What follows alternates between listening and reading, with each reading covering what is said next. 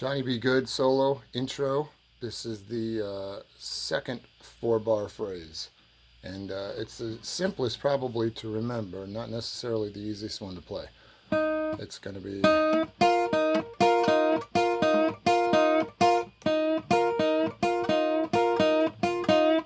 and that's it. So I'm just covering the two thin strings at the 6th fret with my pointer finger, and I'm bending the 3rd string, 8th fret. This is an E flat. I'm going to bend that note with the help of the middle finger. I'm putting the middle finger on the same string so I have some strength, some support to bend it. And after I push it up, I'm going to play the two notes that I'm holding on the first two strings, a little mini bar. And when you bend, try not to bring the bend back like that. You want to bend it and cut it off while it's bent all the way up. And the way I do it is with my picking hand, I'll bend the note, and then when I go to pick my two thin strings, this part of my thumb kills the 3rd string. Oops.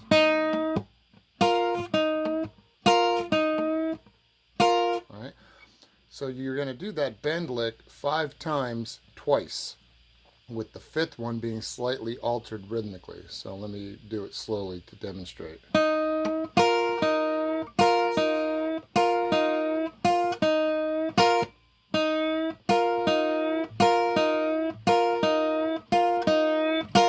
And that's it. Your pointer finger stays down on those two strings flat. And on the recording, sometimes you hear him playing just one of those two strings. Sometimes he plays both. I would just play them both each time for practice. You can change that later. In other words, you can do,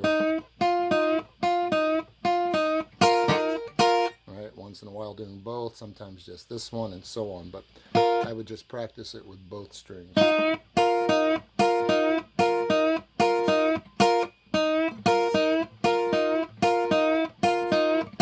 The other thing is I would recommend wrapping your thumb around the neck a little bit, which is not classical guitar style. It's, you know, you're supposed to play like this. I'm playing like this now because I want you to see my fingers. If I do this, it kind of smothers it a little bit.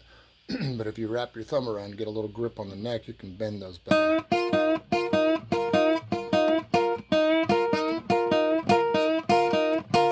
And that's the end of that lick. We'll do the 3rd one next.